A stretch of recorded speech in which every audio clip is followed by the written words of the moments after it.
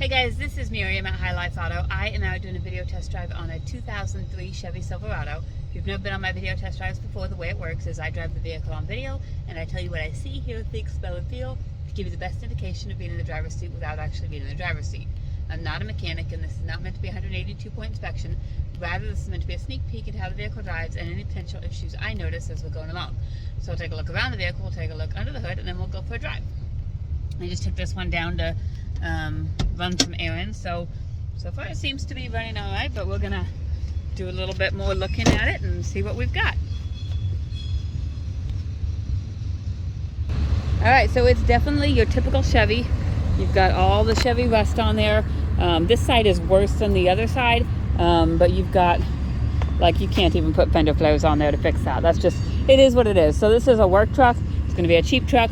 It does have some really good tires on it. Some aggressive mud tires that are probably at least 75% would be my guess. But yeah, you've got rust on the wheel wells, the gas tank, the rockers. Front wheel well doesn't look bad. But again, this front tire, it's pretty dang good, like 75% at least is kind of what I'm thinking. I have this wheel turn just because I wanted to hear, when you turn the wheel hard, this is flapping and you hear that plastic. You hear the wheel hitting the plastic. So that's why I was checking that out to find out what that was, because I noticed that when I was driving down to River City. Inside, it's pretty clean. It has definitely been sat in. This seat, it feels like he drove a lot. It is an imprinted seat right there. So you kind of fall into it and it's there. If you could put a new seat in there if you wanted to. Otherwise, it's just a work truck.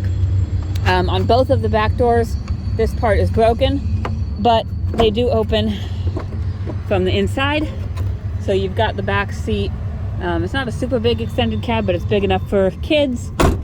So there is that. Back here, you've got some rust on the tailgate. Your bumper's bent up some. You see, it kind of looks like your back tailgate doesn't work, or they've replaced it. Let's see. Oh, no, looks like they replaced it. So, tailgate comes down. They've got wood in there to separate the bed or something, but the bed's got a nice liner in it. It looks like it's in good condition. It looks like it's got aftermarket tail lights on. So this side's not as bad on the rust. You still obviously have the rust, but you've got your cab corners, your rockers, your wheel wells, and all of that stuff. The front, it doesn't look so bad, except you do have some clear coat peeling. Sorry about the obnoxious train. Welcome to Fort Madison. Ugh. All right, here's under your hood.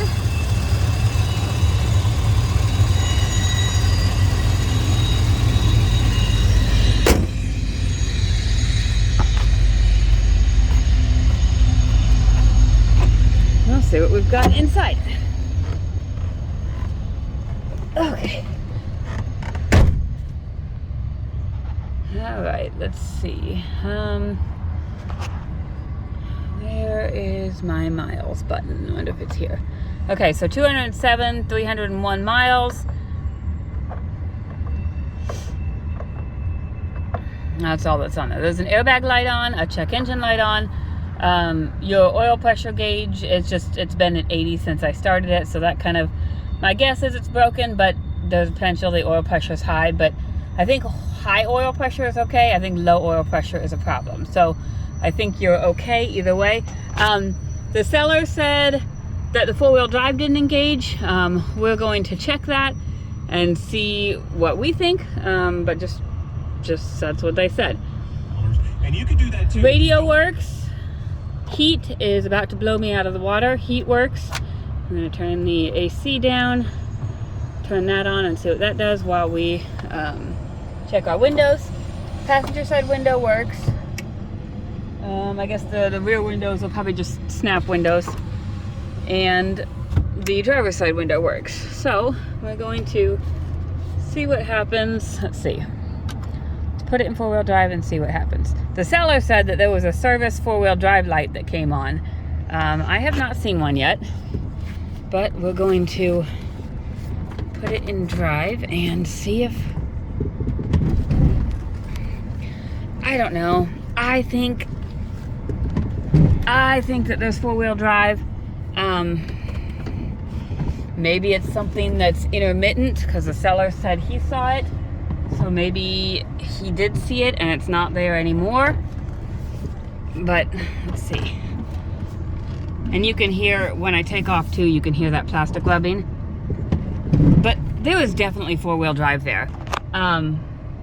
So personally, I think the seller's crazy. But we'll put it back in 2, make sure it switches to 2. It looks like it switched just fine. So I don't know what to tell you guys. It's gonna have a four-wheel drive announcement probably. But I think the four-wheel drive works, so just check it for yourself when you get here. The check engine lights are $449, which is an evap code, exhaust code. There's very likely rust underneath there. You saw the body of the truck. There's probably rust on the exhaust system too. P0300 is a random multiple cylinder misfire.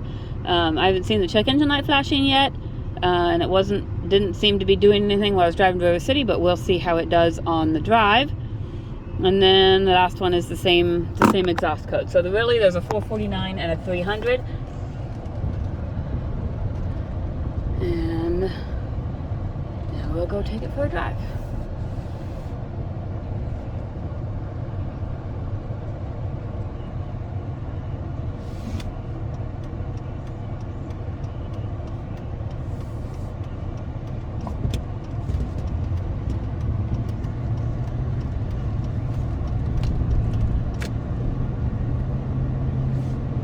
I think probably the most annoying thing about this truck is just the driver's seat. Like it's got a very clear indentation of where somebody sat for a very long time.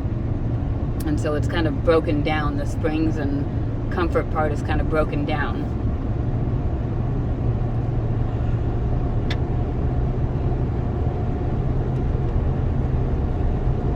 Seems to be driving well.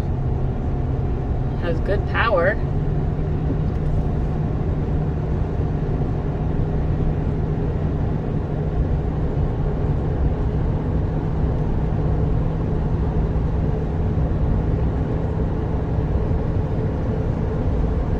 Oh yeah, there is one other thing wrong with this truck. It has a Kansas City sticker in the back. Yeah, I know, there's a lot of Kansas City fans. That's okay, we can still get along. So I made it up that hill just fine. I didn't have my check engine light flashing or anything, which would be indicative of an active misfire. So it's possible there was a misfire on there. It was a pending code. The bad thing about auctions is we really don't know how that they were taken care of. We don't know when the last time spark plugs and wires were done. Or this is probably spark plugs and coils. We really just don't know any of that, and so it's very likely, usually your culprit when you have a misfire is basic maintenance stuff, spark plugs and coils. Sometimes you get deeper than that if there hasn't been maintenance on there. So just take a look at that. I don't see any active misfires. It's driving smooth. I don't feel any misfires. And I looked, there's a thing on the dash, the oil change probably due at 207,467, which is in about 200 miles, I guess. So again, that's a good sign about maintenance on this truck, is that they did oil changes. There's good tires on here, so they did maintain that kind of stuff. It was probably just a work truck. It seems to be driving good. We'll check our turn signals. Left turn signal works, right turn signal works. I haven't heard any suspension noise. Really, the only noise I'm hearing when I'm driving is when I do my turning, and it's kind of like that rubbing noise. Let's see, windshield wipers work,